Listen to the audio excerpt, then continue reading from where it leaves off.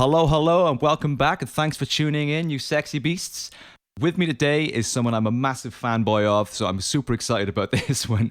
This was landed on me yesterday. Usually I like to have a bit of prep time when I've got somebody of the caliber of today's guest, so I'll be winging some of this by the seat of my pants. But I'm hoping that they'll do most of the talking and I'll just sit back and lap it all up. But if ever there was a rock and roll investigative journalist, tonight's guest would be it. Author of some of my favorite books, such as Armed Madhouse and The Best Democracy Money Can Buy, as well as being a reporter for The Guardian, the BBC, and many others, a filmmaker, and a long-time defender of the truth wherever he has to go to find it. I've been a fan for a long time, and it is my absolute honor to welcome onto the podcast today the brilliant and the ever-cool Greg Palast. Greg, how the hell are you, my friend?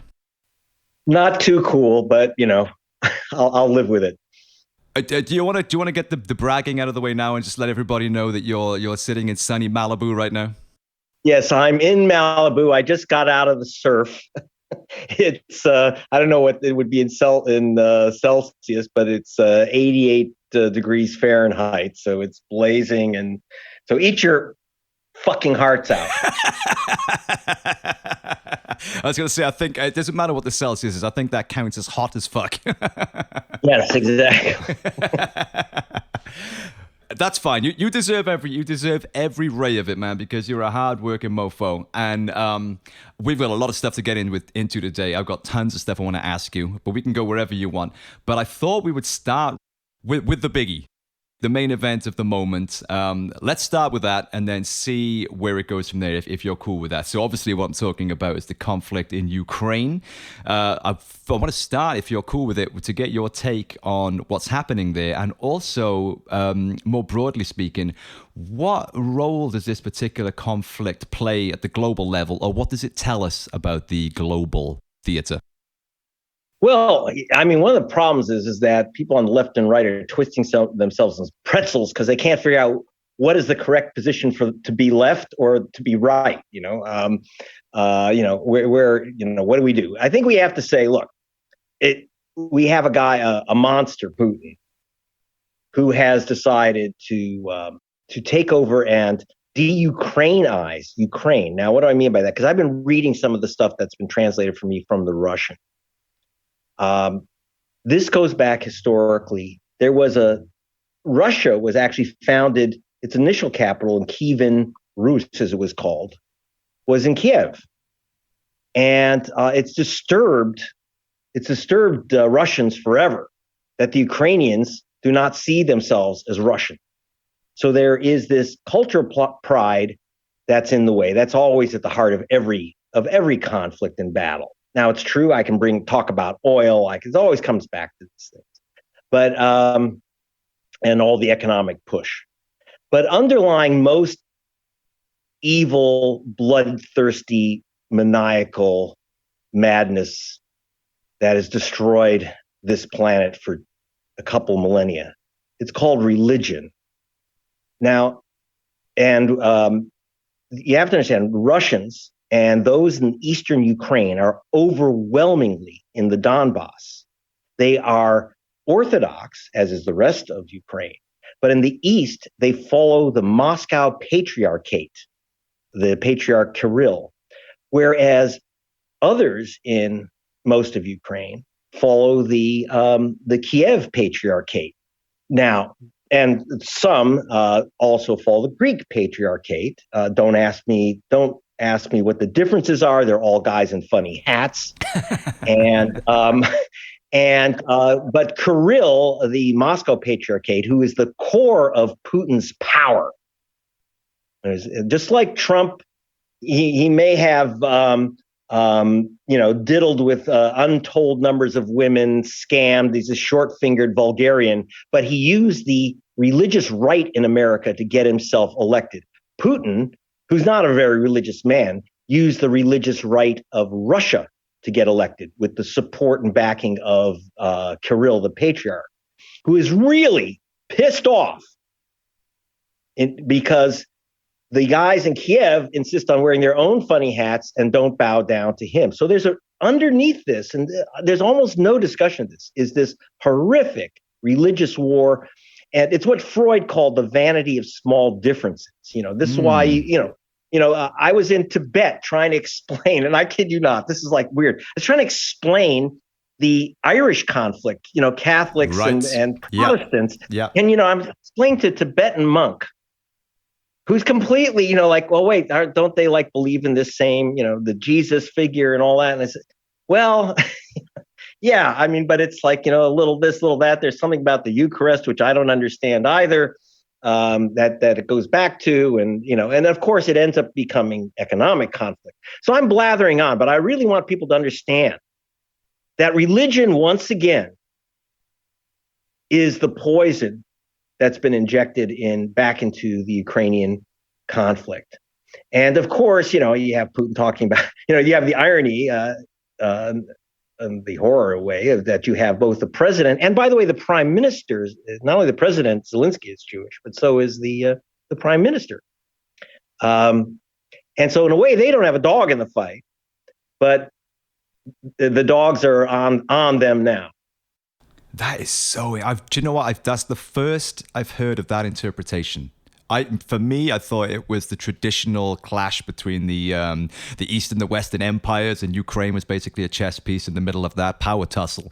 But I'd not at all appreciated that the religious role in that. That's the first I've heard of that. As you were talking, it's funny you mentioned Northern Ireland, because as you were describing that, then I was thinking, would you say that it's comparable to the situation in Northern Ireland, like a Catholics and Protestant situation? Absolutely. Right.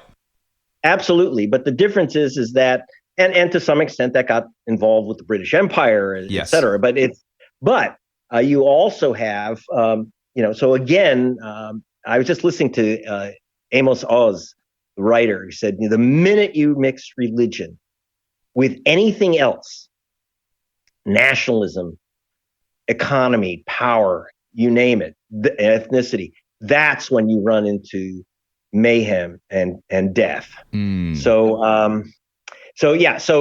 religion is, and there's always many aspects. I mean, I'll even get into oil. You say, well, wait a minute, Ukraine doesn't have oil, but the politics of oil is deep in this too. But yes, and there are obviously ethnic differences and historical differences. So anyway, go ahead if you have any other questions. I'm done. I've said something useful, and I don't want people to forget it, so I should just quit. No, please don't. Man, I could listen to you talk for the next 6 hours. Honestly, the floor is yours. One of the things I wanted to ask you then was, what role does this play globally?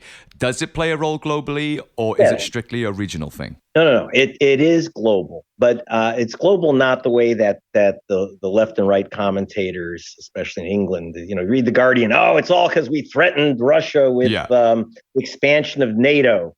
That's bullshit. Ukraine applied for NATO membership 14 years ago. It was kind of laughed out of the room. It would never happen. It's against even the NATO charter because you can't be in conflict with bordering nations. This is silly. So what bug just got up Putin's ass right now?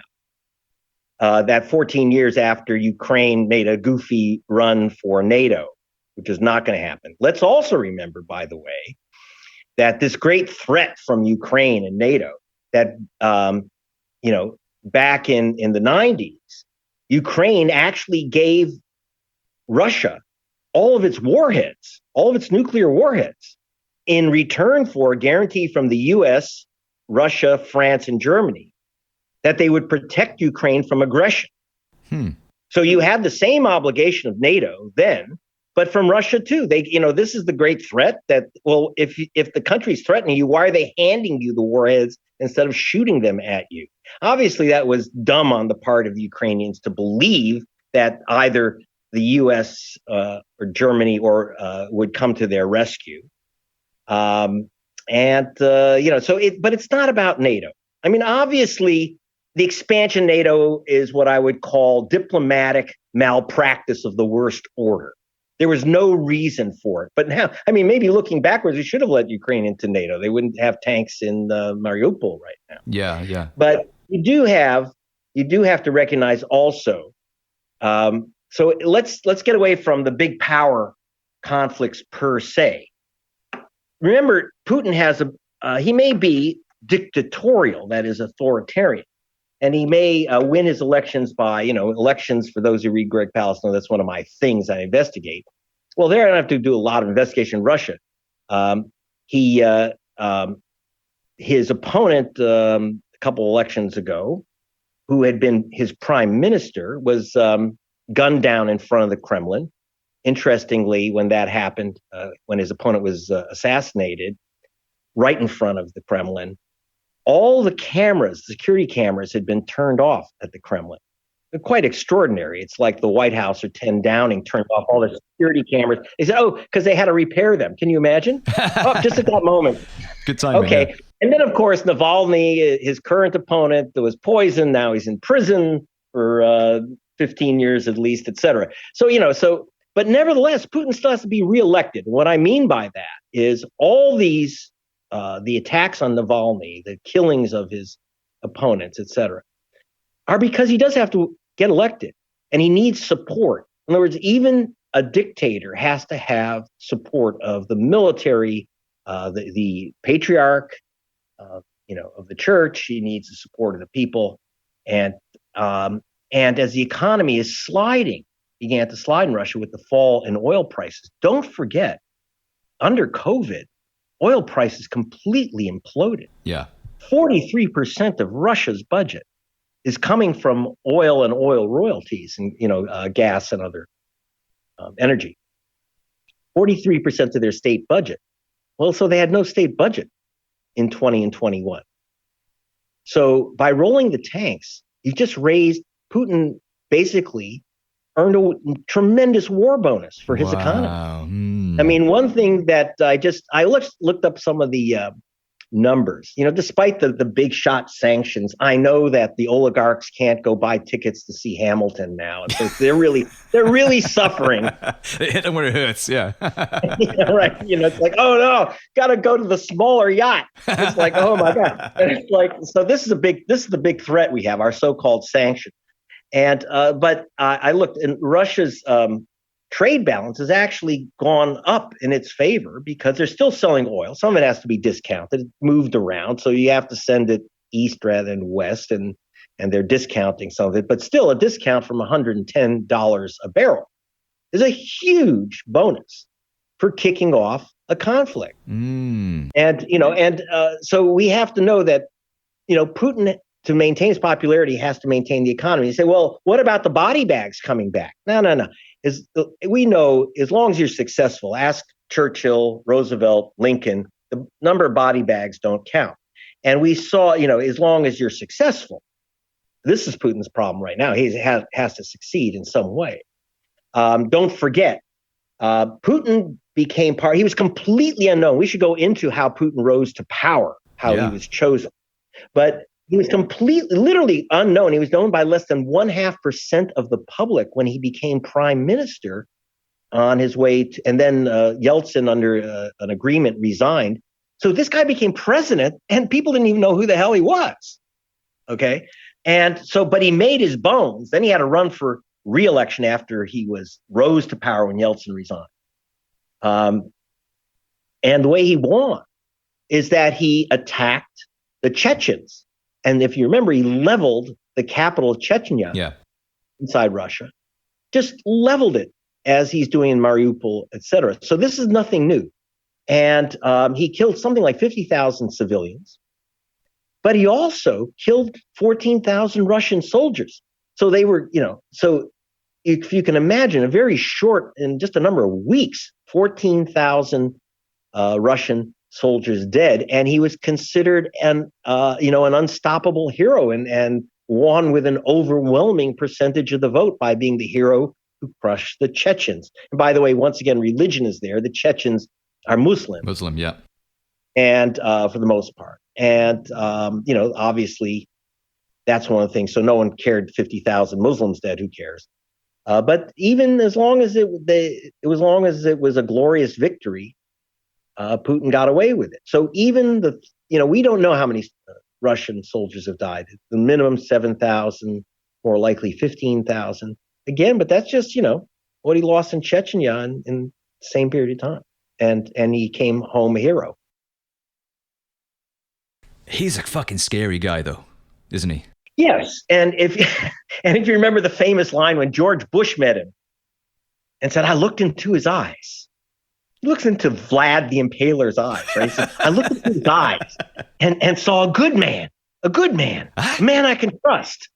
Remember when Bush said that? And it's like, I'm thinking, even then, it was like pretty clear who Putin was. And let me go into who Putin was, if you don't mind me. I'm trying not to fill up. Go for it. But I want to. No, dude, mate, you could talk for the next 6 hours. Honestly, I'm sitting back. I'm loving it. Go for it.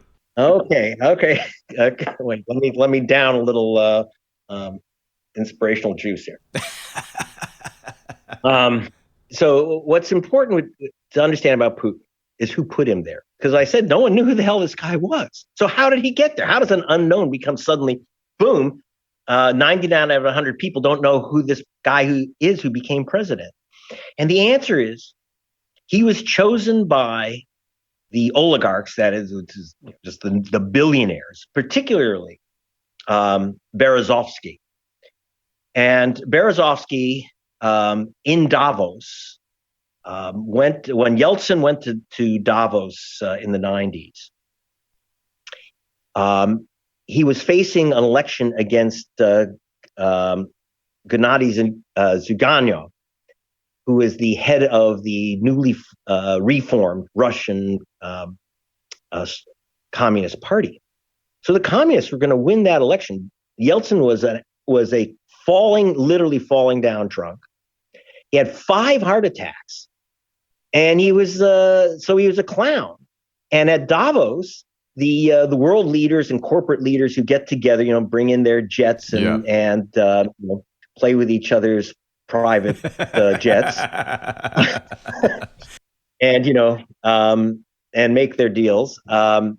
They were all hanging around the Communist Party chief, figuring he's going to be president. And so then the oligarchs pulled Yeltsin aside and said, "Listen, we're going to steal the election for you. You're going to get reelected, but you have to agree to resign. And then we're going to replace you, and you've got to agree to a replacement who will be a Pinochet for Russia." Now, this plan, now for those who are too young or otherwise uninformed, Pinochet was the dictator who overthrew the elected government of Chile, killed the communist leader. Allende was president, murdered 3,000 people, famously throwing many out of helicopters. A right-wing super fascist, but most important, he turned the economy. He created the first Thatcherite economy. With a full free market, Thatcherite theories directed by the Chicago boys, and their mentor was a guy, right-wing economist, Milton Friedman. I know about this because I was one of the Chicago boys. Oh, shit. And I was the only American in the group. But at the time, you'll love this. For those who don't know Greg Palast, I do investigative reporting, and everybody knows who you are, Greg. But I do one of my shticks. One of the ways I get information is I'm an undercover. I do a lot of undercover work. And the Guardian is always shocked at the cost of doing it. They get big bills, but they sold a lot of paper. So I was actually undercover. I was working with the communist-led labor unions of Chicago. They said, "Get in with Friedman. So see what this guy's up to." So I got the whole New World Order from the inside, working with Friedman and working with the Chileans and the rest. I kid you not. It was a hell of an education. Dude, there was a whole conversation right there, man. There's a whole conversation right there, exactly. And so Pinochet, with this ultra right wing free market pro capitalist position, they needed a Pinochet for Russia. And so Yeltsin wanted to pick someone like Chubais or one of his other kind of actually American-trained economists, some of who had gone to the University of Chicago with me. But they said, no, we need a hard guy who looks like a Pinochet, who looks like a commander. And they said, look, that Sobchak's ex-deputy mayor, who's unemployed right now, he really was the judo champ of Petersburg. That wasn't, he really won that. I mean, and he's hard. And unlike Yeltsin, he's a teetotaler, though they had to soften that teetotal image in Russia, as you can imagine. Yeah. So they had pictures of him drinking champagne and vodka, but putting down the glass after a sip. Making the point, I'm not a drunk. Right. And so they created this Putin, this tough guy that would be pro-capitalist. That's the other thing. A lot of leftists, especially in England, do not understand that Putin is violently anti-communist. He's not trying to recreate the Soviet Union. I keep hearing that over and over again. He hated the Soviet Union, hated it. Now, yes, he was a KGB agent, and when he was a KGB agent, because he's not the brightest guy in the world, he was a total apparatchik. He totally believed in the Soviet system. And when it was overthrown, he totally believed that it should be overthrown and never return. He's really trying to recreate imperial czarist Russia. In fact, one of the things that he really despises Lenin and Stalin for, and he's talked about this, by the way, it's very important to read Putin's stuff, if you get it in translation or get it translated. The reason he hated the communists is that they recognize Ukraine as a separate nation. Don't forget, it's a union of Soviet socialist republics is what it was. And the Ukrainian Soviet Socialist Republic was a separate nation in Soviet terms. It was not Russia. And he thought that was a religious anathema. It was historical anathema. The idea that the Ukrainians are not Russian was outrageous to him. And the idea that the communists would support this idea of an independent Ukraine drove him crazy. And that's one of the things he wants to correct before he leaves. He sees that as a historical error of the worst order. So you have to go back to his understanding that the great tragedy to him was when he talked about it was tragic to the fall of the Soviet Union. Was tragic, and its defenestration was tragic. But he was not looking for a return to communism. He's a violent capitalist. When I say violent, I mean violent. And so the oligarchs got their Russian Pinochet. But of course, that has its price, when you deal with guys who are basically killers. So Berezovsky ended up dead face down in his bathroom. No one knows exactly why. I would ask Mr. Putin what he was doing that day. And then Khodorkovsky, the richest man in Russia, found himself imprisoned and and all his assets, which he had stolen, Putin stole them back. And actually, that was a good thing. It made him very popular. So now, what does he do? He stole back Russia's oil for the people, which is good.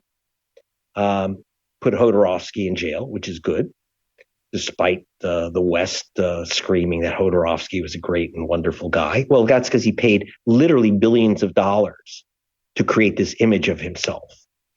So Putin's done some actually good things for the people, but what he doesn't like and will never accept is democracy. And he'll never accept the independence of Ukraine. And so he cannot leave. He figures he can kill two birds with one stone, so to speak. A horrible image given what's going on, but which is to take back Ukraine and keep himself in power. He knows exactly what happens to autocrats who lose power. They end up dead, imprisoned, destroyed. Yeah. They usually don't have happy retirements. Once you're an autocrat, you don't resign. You don't. There's no such thing as a retirement for a dictator. Yeah. And so, what's he going to do to maintain his authority? He does this very popular move against Ukraine, and of course, one of the things he was pushed again. We go back to Patriarch Kirill, who's correctly saying our people are being killed in the Donbass. I'm not going to say that the Ukrainians have been lovely on this. Forget NATO. The Ukrainians killed 14,000 Russian ethnics in the Donbass since 2014. Yeah. 14,000 dead. That ain't good. Okay? It was a slaughter. It was outrageous. And I'm not going to, you can't defend Ukraine on that. On the other hand, You can't say, well, okay, since they've slaughtered 14,000, we'll even it up with, start out with 28,000 Ukrainians dead this week. Now hopefully that's not our solution in this world. But do understand the Russians really were being pushed. And Kirill, who is a real fascist, the patriarch, while he wanted to take back control in Kiev, he was correct in saying, our people are being killed. It is ethnic cleansing in the Donbass by the Ukrainians, by the Ukrainians who are part of the Kiev Patriarchate. So we do have to understand that Russians were whipped up by these images of people being slaughtered in the Russian ethnics being slaughtered in the Donbass. Yeah. Now, you might say, and a lot of people keep saying, well, there was a solution there. There was a solution, which is to say, look, the Donbass, Crimea and the Donbass were never part of Ukraine, historically. In 1954, Khrushchev, who had just taken over from Stalin, he was in an internal fight with the prime minister of Russia. I hope you're taking notes here. Or you can go to gregpalast.com and read some of this stuff. Do it. But I don't want to throw too many, names and facts. It sounds like a blizzard of crap, but it's important to know. Khrushchev was in a fight with Melenkov, the prime minister. Remember, Russia has a president and prime minister, and their powers shift back and forth. So to build his own power and take away Melenkov's, he removed the Russian fleet from Melenkov's power into an ally's turf in Ukraine. So they moved Crimea into the Ukraine and, of course, the Donbass region. That was only in 1954. This was never Ukraine. When was Ukraine Crimea? Or Crimea part of Ukraine? This is ridiculous. So when Russia took back Crimea and the West was crying, the reason why there wasn't really serious sanctions is I think that there was a visceral understanding that Crimea is Russia. Also, the Russian fleet is, even when Ukraine was allowed to declare its independence, the Russian fleet was allowed to remain based at Sevastopol in Crimea. So obviously, giving Russians back to Russia in Crimea and the Donbass is an obvious solution. We don't need, these borders are all artificial anyway. Yeah. But of course, no Ukrainian politician can survive if they say we're going to give up any piece of our beloved land that we got only in 1954. But that's, as you know, national, ethnic, religious pride has killed more people than COVID. It must be crazy for you as an American seeing all this, these tiny little countries over in Europe with all this fucking ethnic and nationalist baggage that goes back hundreds of years, and we still haven't figured it out yet. It must be crazy for you as an American looking over it. Do you think it's fucking crazy, or does it make sense? Yes, Americans, the way Americans deal with it is just by ignorance. We don't know the difference. There's all those people all over there. Let's stay away. And, that's why, just let them all kill each other. This is very much the American majority attitude, just so you know.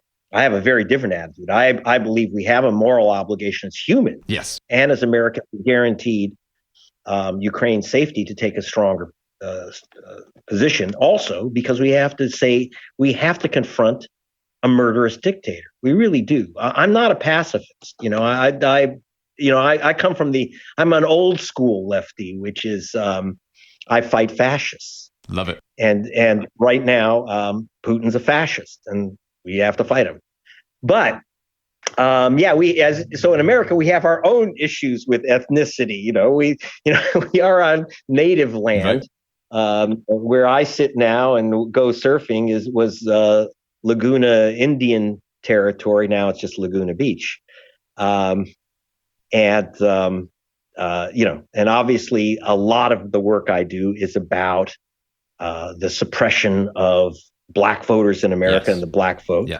Now we've dealt with a lot of that. I mean, we did elect a black president. I mean, so there are a lot of, America has expiated some of its sins.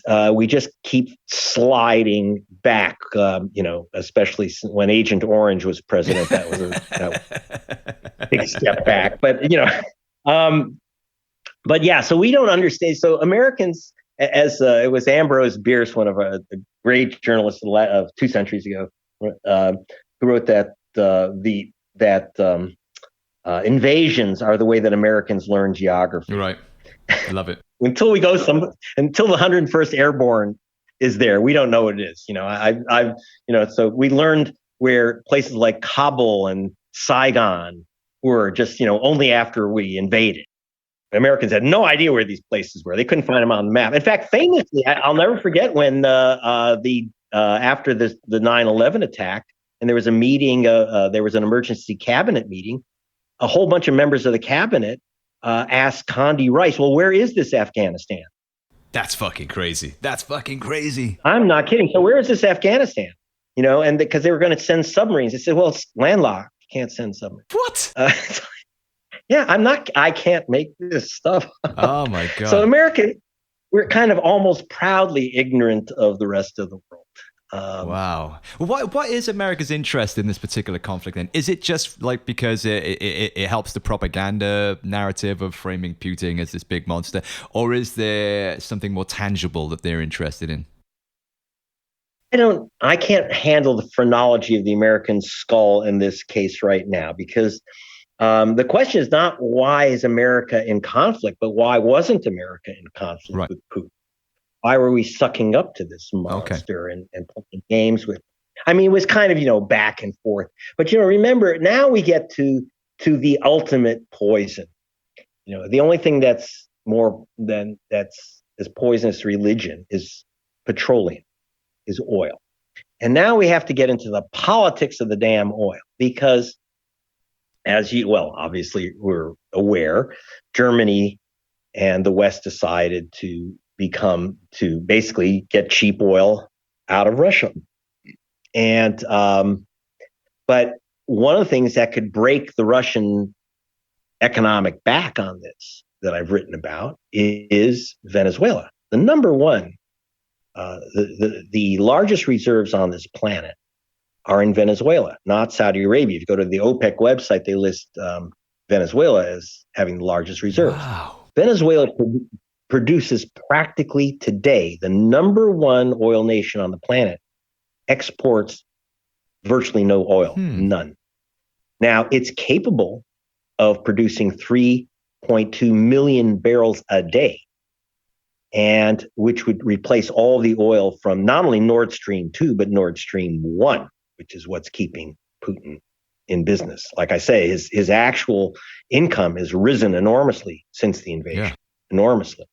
That would not happen if the United States and Britain hadn't imposed, that is, when I say United States and Britain, I mean, it was before Johnson, but under Trump, we imposed an absolute blockade embargo, a basic siege of that nation. They can't sell their oil, they can't pump their oil, because all the parts and all the equipment that you need has been denied them. Why? Why is that? But they can't get medicine, they can't get food. This was there's a lot of reasons. I think it goes, two things. Number one, let's go to Britain. Let's talk about Britain. I knew we were going to be blamed for something. Yeah. Okay. British Petroleum wanted a piece of the action in Venezuela. France Total decided to get out because they didn't want to pay the higher taxes or turn over a piece of their property to the Venezuelan government. And, it's interesting. We take Putin's oil, even though he stole all that oil. I'm glad he did for the people. But anyway, so British Petroleum wanted the Total concession in Venezuela. And Maduro, the current president, who was elected, whether we like him or not. I know Maduro personally, and I don't think he's capable of handling this job, but that's my opinion. People did vote for him because the alternatives were ridiculous. And so when British Petroleum was turned down, suddenly Venezuela became a horrible dictatorship. that the British government could not support. And not only that, so the British government recognized, as did the US government, as did Donald Trump, recognized a guy named Juan Guaido as the president. Now, Juan Guaido wasn't even in Venezuela. He was in Washington, where he lives. He speaks English. He's a white guy, rich white guy, works for a right-wing think tank in Washington, D.C. And he didn't even, it's not like he was cheated out of his presidential run. He never ran for president. And he was recognized by Britain and the US and Germany. He's recognized today as the president of Venezuela. What the fuck? And they use that, right? I kid you not. And they use that as an excuse. Are you ready for this? Hugo Chavez was considered completely nutty and insane when he demanded that the gold bars in Fort Knox in the United States, that Venezuela's gold bars, most nations hold their gold in the United States. He had the gold moved physically out of the U.S. to Venezuela. And they said, well, that's crazy. Well, guess what? They left $10 billion worth of gold in Britain, in the Bank of England, the physical bars of gold, 10 billion worth. The British government has seized that 10 billion and technically given it to this whack Guaido. He's in charge of that 10 billion. So the people of Venezuela cannot get the money to keep themselves alive because it was seized by the British government. Supposedly, this is because we want to support the British government and the American government and Donald Trump. And now Biden, I don't know why Biden has accepted this Trump insanity. But what happened is that Biden and Trump and the rest, they say, well, we have to support democracy in Venezuela, even though Maduro is elected. He is elected. I've been down there. Jimmy Carter, who also studies elections and hates the Maduro government, but does say he was elected. Okay. I was down there in the elections. And instead they say, no, we will only take oil from democracies like Saudi Arabia, Qatar, Russia, Kazakhstan. I've been in Kazakhstan. That wasn't too pleasant an experience. It was certainly edifying, but you got to be a little careful as a journalist there when you're talking. I got thrown out because I asked the heir to the daughter of the beloved president Nazarbayev. I asked him about Nazarbayev accepting $160 million bribe from Mobil Oil, from Exxon Mobil, and so I was escorted out of the nation, which is better than locals, because one local journalist brought up that matter, and he committed suicide. Oh shit! He shot himself in the head twice. That's what happened. So I got out. But this is where you're getting your oil from, my friend. Yeah. This is British Petroleum. In fact, British Petroleum, I have the papers and the insiders that said British Petroleum paid a $50 million bribe in Kazakhstan to get control of one of the oil fields there. British Petroleum had sent a bill for the bribe to their partner, a guy named Jack Greinberg, an American oil man who is the partner. He used to be, he was the oil chief at the Helsinki CIA station. So when the wall fell, he went and decided he better grab the Caspian Sea and cut a deal with British Petroleum where they'd be partners. So of course they share money, the gain, and they also share the expenses. And one of the expenses was a bribe to the president. And so he got an invoice for a bribe, which he showed to me, which, by the way, I got and showed to Channel 4, but they were too nervous about putting it on the air. What can I tell you? I was doing a piece for Dispatches, and they were kind of nervous. But you have got to write a memoir. I would buy that in a heartbeat. Well, that's what I did. I did write a kind of memoir about everything from Chicago to Kazakhstan in Channel 4. Everything in a book, Vultures Picnic, which I was telling you before we went live. That's sort of autobiographical stuff as well, right? So the Vultures Picnic is autobiographical. How, for example, I met my wife, who I thought was sent to assassinate me, and I almost killed her first. You kid me not. So, it's good. That's a fun book because rather than just my investigations, I talk about the whole, everything that goes around in life around it too. But we actually have. So you're talking about massive bribery by British Petroleum. Now, why? I guess Maduro is unbribable, right? So he wouldn't give British Petroleum the total concession, and therefore, the British government, and as the American government, and Exxon was really, really upset with the Venezuelan government because the Venezuelan government demanded that a greater portion of the reserves be turned over back to the Venezuelan people. Now, understand, Saudi Arabia took 100% of the reserves, but they cut a deal with the oil companies in the end. And I should say, I knew Hugo Chavez because I was assigned to cover Hugo Chavez for Newsnight, BBC, and I got to know him very well. Wow. A brilliant, brilliant guy. And I will say that he would have never done this. He would have cut the deal with British Petroleum because he knows that the Venezuelans can't drink their oil and that it's just it's a nasty business. And if British Petroleum wants the oil, well, then, yeah, just dicker with them. Exxon did not like the terms and the added taxes on the oil. Ironically, they were willing to work with Putin, who took away a lot of their oil and taxed them, and actually even would threaten the current American chief of BP's operation was Putin tried to have him arrested. So but they'll work with people as long as you don't touch their profits. So I think Chavez would have cut a deal with the British government, British Petroleum. But Maduro he likes to out Chavez. He's not bright enough to understand how the world works. You may be president, but you ain't Exxon. You may be president, you may be prime minister, but you ain't British Petroleum. Right. That's the real power. Now, how does this go back to what's happening in Ukraine? So interestingly, one of the most evil, and I don't use that word, willy-nilly. The most evil oil company on the planet is Chevron Corporation.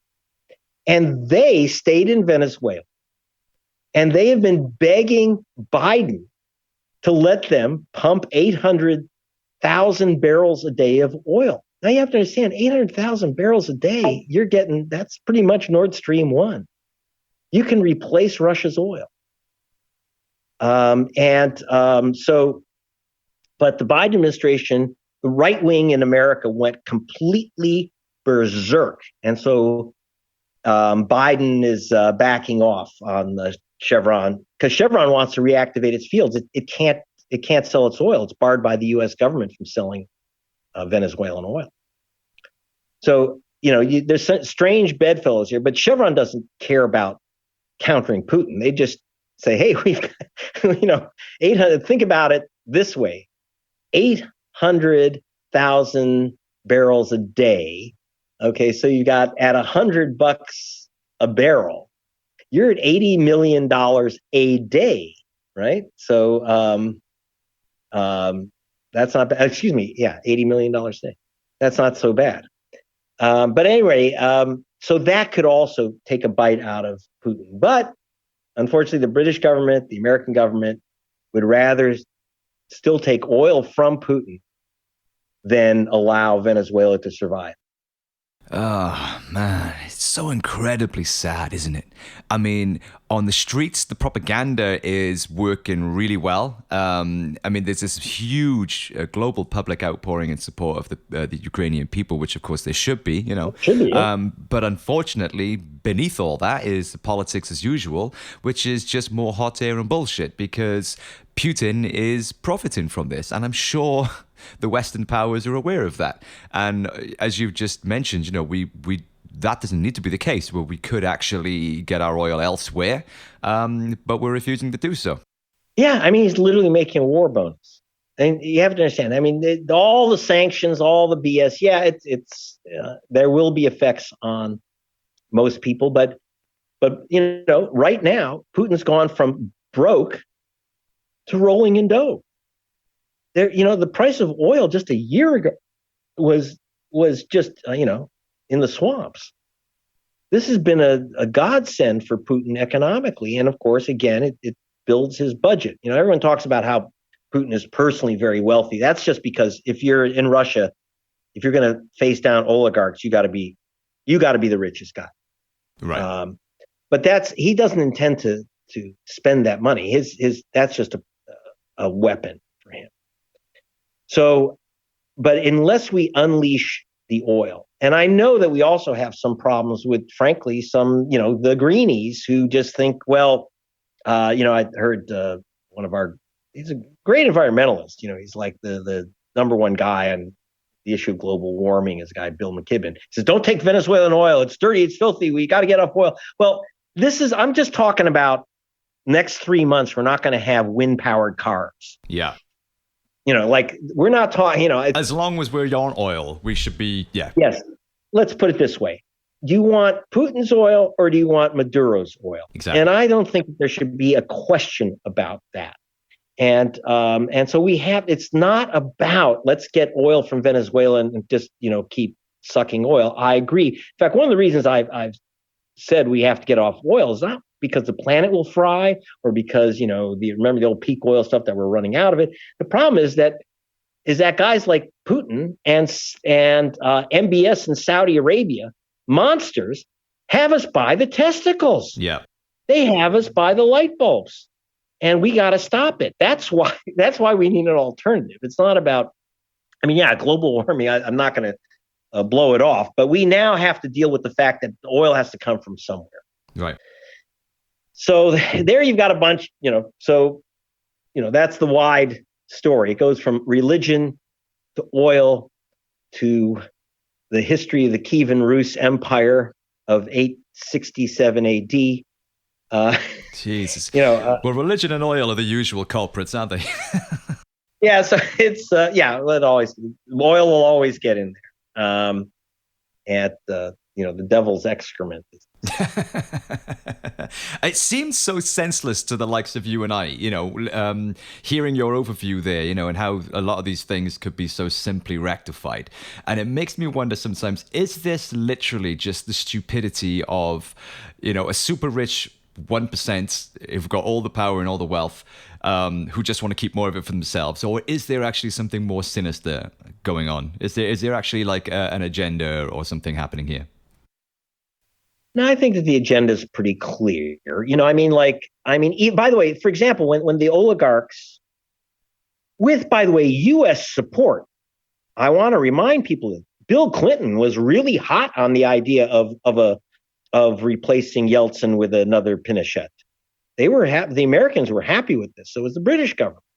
They didn't they would do anything. They helped fix the election so the communists wouldn't win and take power again. Right. We in the West put Putin in as much as the oligarchs. Obviously they had the juice and the power to really do it. But if the U.S. stepped in and Britain stepped in and said, no, that's not how you play this game anymore. We now have this thing, democracy, that you're supposed to be, you got to give that one a try. No. We didn't talk about you got to have democracy. It's like, holy shit, they're going to reverse the so-called reforms, which meant the two-fisted grab of everything that wasn't nailed down in Russia. So that was open, and so open that the number one broadcaster, like the Jeremy Paxman of Russia, actually was sent by the oligarchs to meet with to meet with Pinochet, the dictator in Chile, when he was under arrest for murder. Remember, he was seized, which is why dictators should never retire.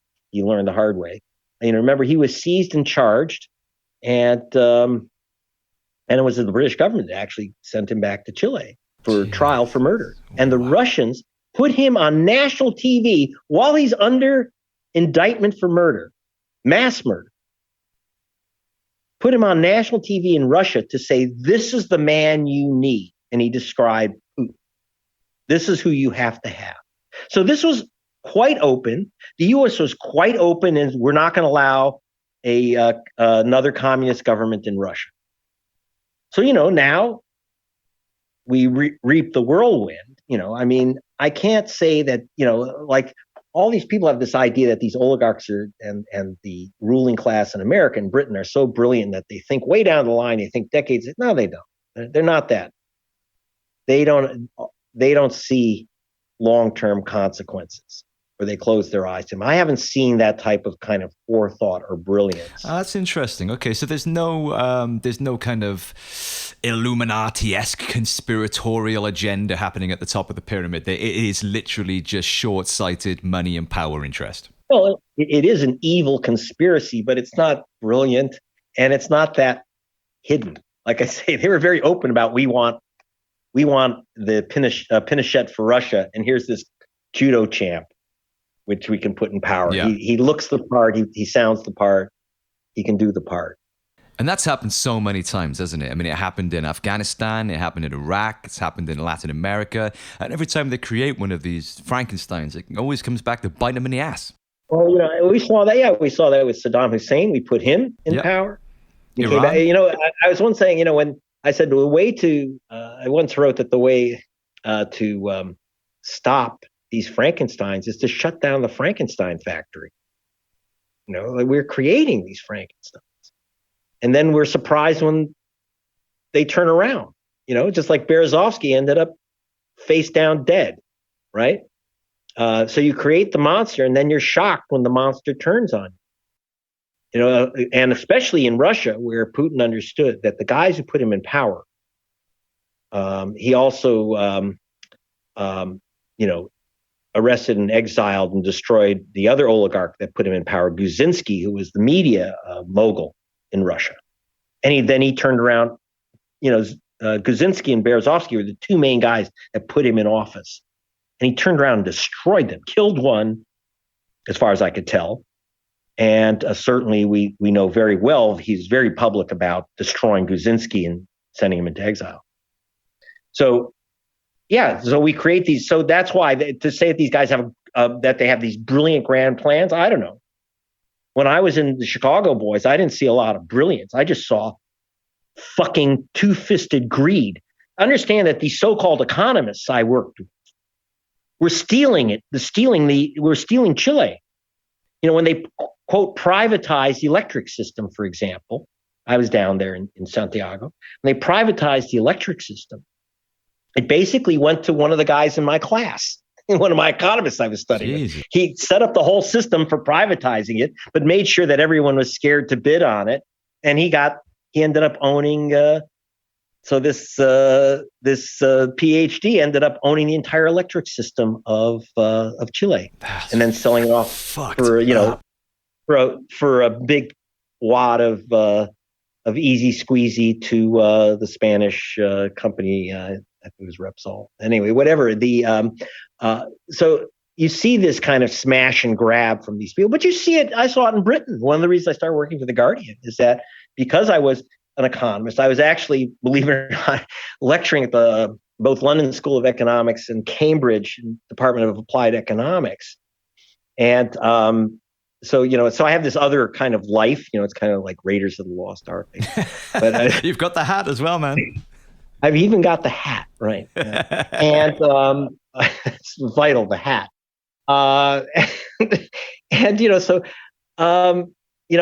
I saw the smash and grab in Britain with the seizure of the electric system when Thatcher privatized electricity, your electric grid.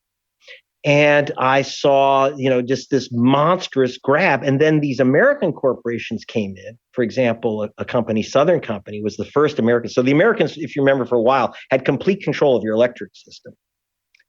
And I'd been investigating these people for that was the other thing. Before I was an investigative journalist, I was an investigator in the U.S. as well as an academic, but I was mainly an investigator for the Justice Department and others.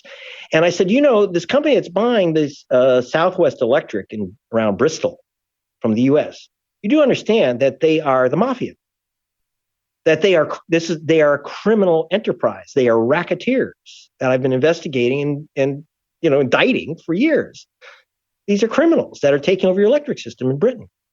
And it was like one criminal group after another taking over your electric system.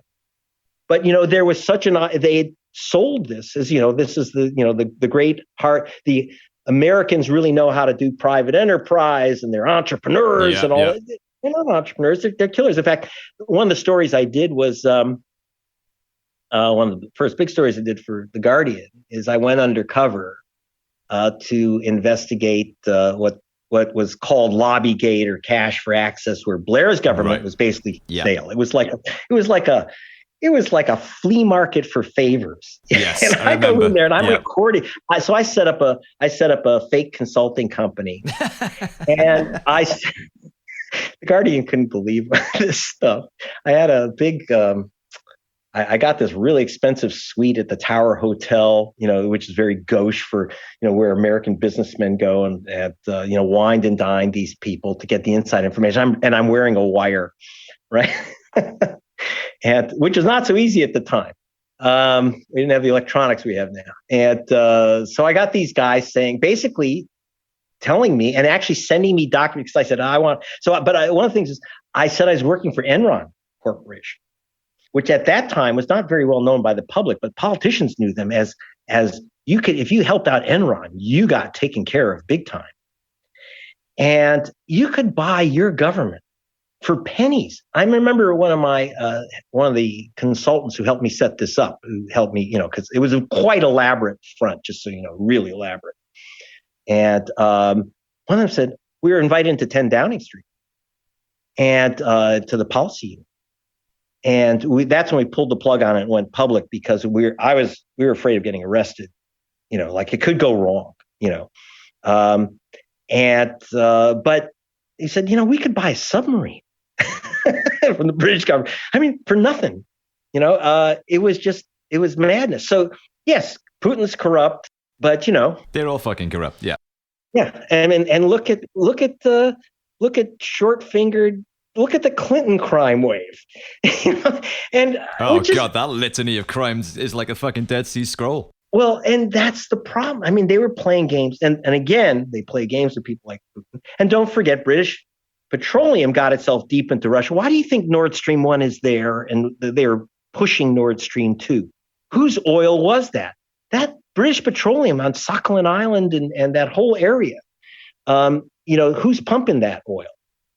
It was Exxon. It was British Petroleum. There are the Russian companies like Yukos, but they didn't have the chops or the technology to do this kind of deep drilling that you need to do these days.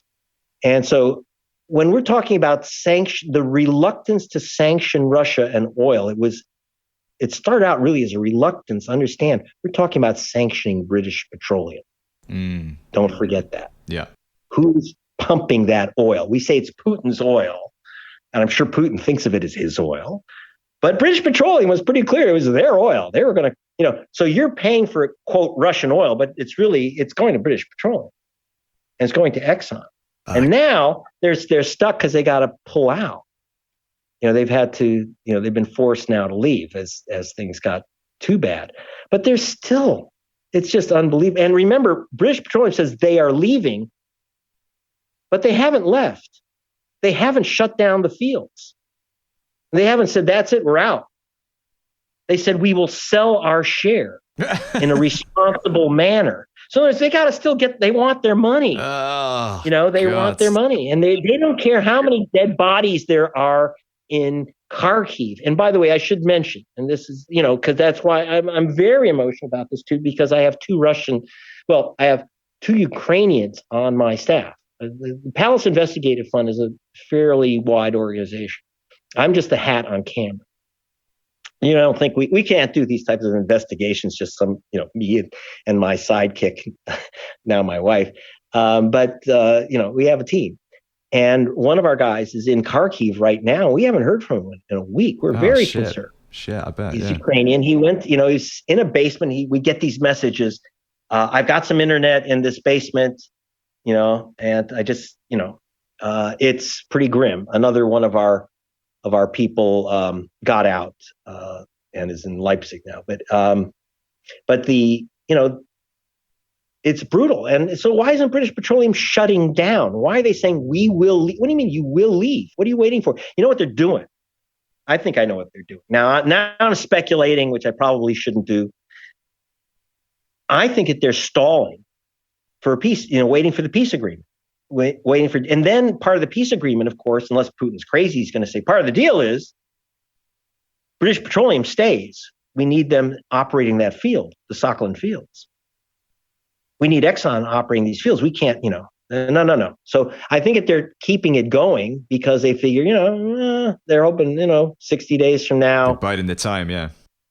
While they're burying the bodies, they'll cut the deal, and that'll be that. They're not leaving forever. So it's. So, like I say, I don't know if it's not. There's not a big Illuminati deal here, and they do get together in rooms, but it's not all that brilliant. I mean, like I say, at Davos, when they agreed to find the Russian Pinochet, the militaristic, pro-capitalist dictator for Russia to take Yeltsin's place. I mean, they called it the Davos Pact, and they had their private meeting, but they've talked about it very publicly. And then later they created something called the Succession Pact. But they were very public about these. They're not all that hidden about what they're up to. British Petroleum is not issuing press releases saying, well, we're dragging our feet about leaving Russia to wait for a deal so we can just go back in. Obviously, they don't issue that type of press release, but there's nothing all that weirdly hidden. But I want people to get away from like the NATO stuff, and you know what it is, because that's old Cold War thinking. The Cold War really is over. Forget the Cold War, and and this idea that because Putin loves that idea. Okay, yeah, we're threatened by the West. The West is we got to stand up tough as a unit. We're unified, whatever that. Fuck that mean. We're not unified at all. And, and I will say, I know that a lot of the left is not in love with Boris. I've known Boris but I kind of agree with him that thank God he sent some lethal weaponry instead of the slingshots that the rest of NATO was. But the Germans sent helmets. Thanks a lot. Besides, if you were a Ukrainian, would you want to be buried in a Russian helmet? A German helmet? No. Okay, there you go. Oh, Greg, you are literally blowing my mind right now, man. I'm loving it. I mean, this challenges so many narratives that I've been receiving in the news and the alternative media, and also, my own interpretation of things. I mean, I was interpreting this through my own lens in the traditional lefty way of this is a tussle between, the two major powers and, Western imperialism and all that sort of stuff. Good automatic reaction. I mean, it's always a good place to start. Yeah. First of all, you start out with the idea that your government is lying to you, and that's and that my government is lying to me, and it's a good assumption to start with. No matter that you always have to start there because they do lie. They're still lying, and like you just heard the story of Venezuela, it's horrible, and I laugh about it and stuff, but you go to it's horrible. It's tragic. I mean, we are starving people. Yeah. For what? Oh, to support, quote, democracy? To tell them that they got it. And you have to understand, and I'm going sideways, though, there's always race and ethnicity and all these things, too, on top of everything else. As I said, with religion, that compounds it. But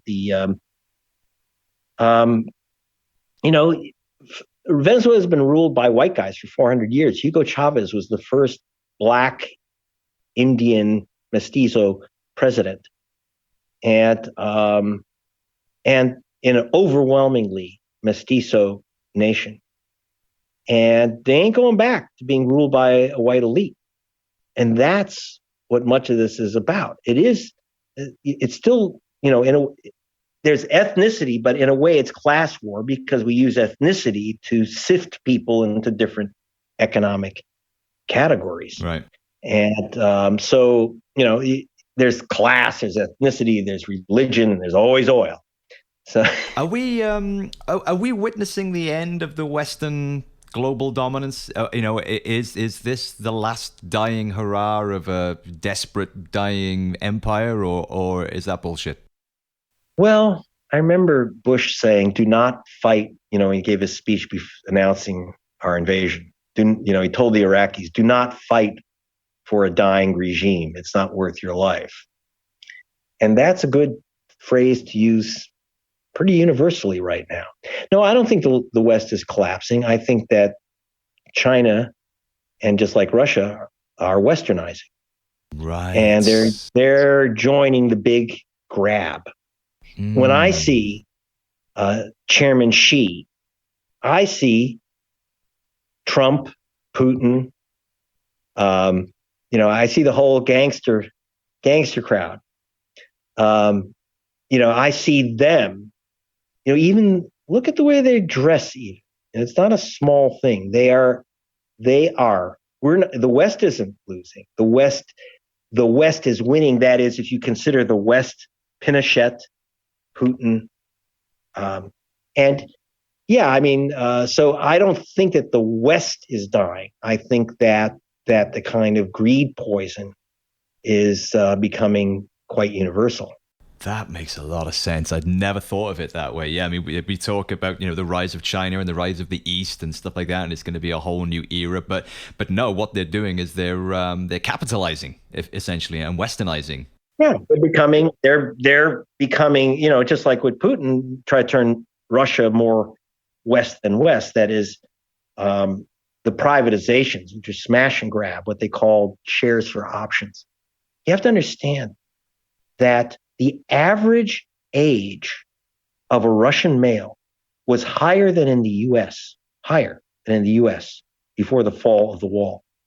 Then, under Yeltsin and shock therapy and hypercapitalism, the average life expectancy of a Russian male dropped to 57 years. So you're going from 76 years to 57 years. So if the average age is dropping by 20 years, you have to understand people are dying. They were starving to death. They had no medical care. And that was to make them, to westernize them. Then Putin came in and as far as they were concerned, saved them. But the way he saved them basically is that he stole back a big hunk of the oil and put Khodorkovsky, one of the thieves, in prison, which was good. And then the price of oil rose. So that's what gave Putin power. And then plus he killed a bunch of Muslims just to, give a little patriotic juice to the whole thing. So that doesn't strike me that the West is losing. It looks like the Western methods is winning. Yeah, we're doing quite well. Oh shit! I mean, we created this Russia. We put Putin in office. We created this insane Russia. We created a new Pinochet in Russia, just like Kissinger. I remember when I was at the Guardian, speaking to the ambassador the U.S. ambassador to Chile, who was there before and during the coup. And he tried to stop it because he couldn't believe that America would do this. And he told him about going to Henry Kissinger. And he said, what kind of madman would try to overthrow this elected government in Chile? And Kissinger takes him over and opens the Oval Office door, and there's Nixon sitting there. Right? That's the madman. But so is Kissinger. Kissinger, we have the cables, which are now in the National Security Archives, which are public in the U.S., which, there should be more public in Britain. But Americans can actually read the cables from Henry Kissinger saying, the weapons are on the way. Literally, as I say, the weapons are on the way. Jesus Christ. The plan goes ahead. It's like, so, when you say, are they secret? I don't know. I'm reading their cable. That's crazy. It's like, there's a lot of crazy stuff. I went undercover. I get Blair's people and all these people on tape and stuff. But you know what? It's not that difficult to find. And like I say, the dangerous thing is that they're actually not that good at this. And that's how we end up with dead bodies all over. Is there some hope then to be derived from the fact that this is actually, rather than being a global conspiracy of power all working together as one unstoppable force, that this is actually much more like the Wizard of Oz, whereas behind the curtain, it is actually lots of little factions all wrestling amongst themselves, and we stand far more chance of bringing them down than we thought we did? Well, if they weren't, if they really had it all together, why would they have to meet in Davos? Right. Like, it's kind of like every year, like, what went wrong? It's like, so. Can we get hope from that? Does that make them more fallible? I don't know how much hope there is, but I do see a huge part of the population, whether it's Britain, America, Ukraine, Russia, there are people who just think that murder and mayhem for profit are not a good idea. I know it's a silly thing, but I think that the world's reaction to Ukraine, even, we can go how it happened, whatever, it doesn't matter. But the fact that there is a moral revulsion to the invasion, I think is hopeful. The fact that Putin has to lie is hopeful. If he told the truth to his people, he'd be out of power. And it's interesting, Daniel, once spoke to Daniel Ellsberg, the guy that released the Pentagon Papers in the US.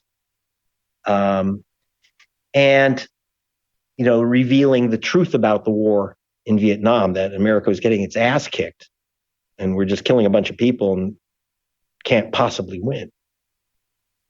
And he said, the good thing about the American people is that you have to lie to them.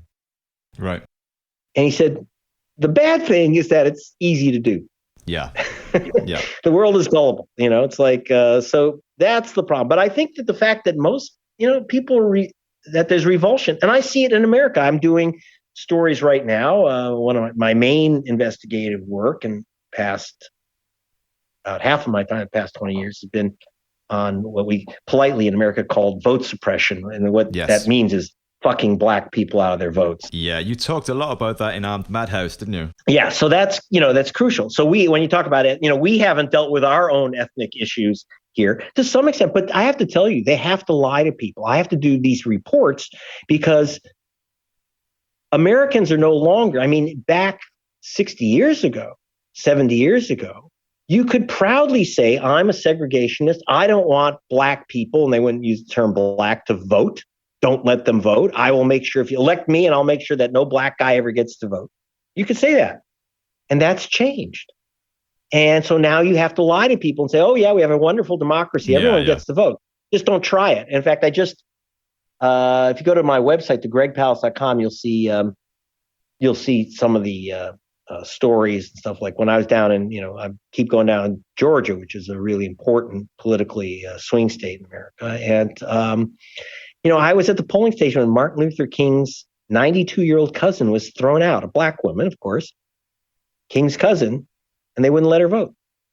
And her granddaughter was absolutely hysterical in tears. And they no longer say you can't vote because you're black. They say, oh, you can't vote because you don't live in Georgia anymore. Well, this is Martin Luther King's cousin. She lives down the street. I was in her house. On the other hand, what's hopeful, but that's hopeful. I know it sounds weird to say that's hopeful, but it's hopeful because when I filmed this woman being thrown out of the polling station, it went viral in America. People were disgusted by it. Now, did it change policy? No, but it led to at least a big discussion about changing policy. And I think that over time, like King said, the arc of history bends towards justice. Yes. But people forget the second part of his statement. It doesn't bend itself. You got to do something. He said, the enemy of justice is not injustice. The enemy of justice is complacency. So if there's any hope, it's that, like I say, just the revulsion against the invasion, whatever you think its cause or solutions or anything else, I think is a hopeful sign. So how do we deal with the gullibility factor then? That the fact that we're so easily propagandized to stay, confused or apathetic or, divided. How do we get past that situation? Wow. I guess my solution, because I've decided on journalism, and I switched to journalism. I said, because people, from just being an investigator and academic, because I realized people had to know what's going on. So the only way to deal with ignorance is information. And that's not always easy to get out. It's very difficult to get out. But I somehow believe if people know what's going on, they won't let it stay. And I've seen that. I've seen there has been progress. If you look at the arc of history, there tends to be some type of progress for the people. And I don't know, and it's almost miraculous. But, there was a great folk singer in America, Malvina Reynolds, talks about God bless the grass. It's like the truth. The grass comes up through the cracks in the sidewalk, no matter what you do, and the truth comes up. Yeah, I like to think so. It's the only way I can personally survive If I didn't believe that, I just surf all day. That doesn't sound like a bad alternative, actually, Greg. Yeah, it does sound very attractive. Yeah. Well, Greg, how are you doing for time? Because we've run over time here now, and Yeah, well, I think I'm going to have to take off because I've got to get a hold of. I'm working on stories. You're going surfing. That's fine. You don't have. That's fine. No, I'm also going to. Yeah, I'm going to hit the waves one more time. But today is Ms. Bad Penny's birthday. Oh, okay.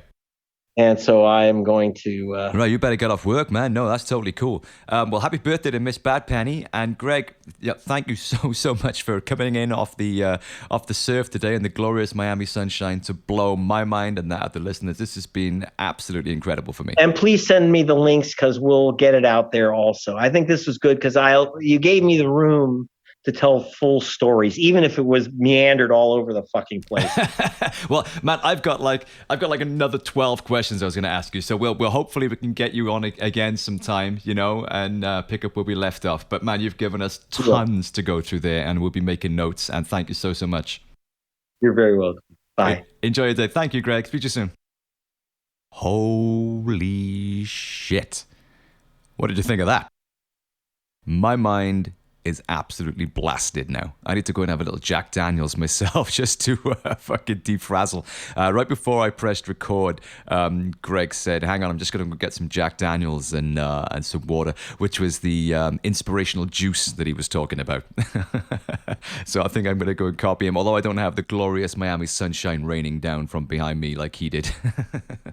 But I hope you enjoyed that one, guys. And please go and check out Greg's website at gregpalast.com. That's GregPalast.com. Follow him on Twitter and Facebook. He's constantly putting stuff out there. On his website, there's a shit ton of essays and articles and links and videos and interviews and information, essential stuff. And as you can hear, he's a real rock and roll cool guy. So, it's easy to kind of digest as well when it comes from Greg, because it comes straight from the source. He's an investigative journalist. He's actually out there doing this stuff, oftentimes undercover. So you're getting the real information from the source, and he delivers it in a really accessible way. So I'm a massive fan.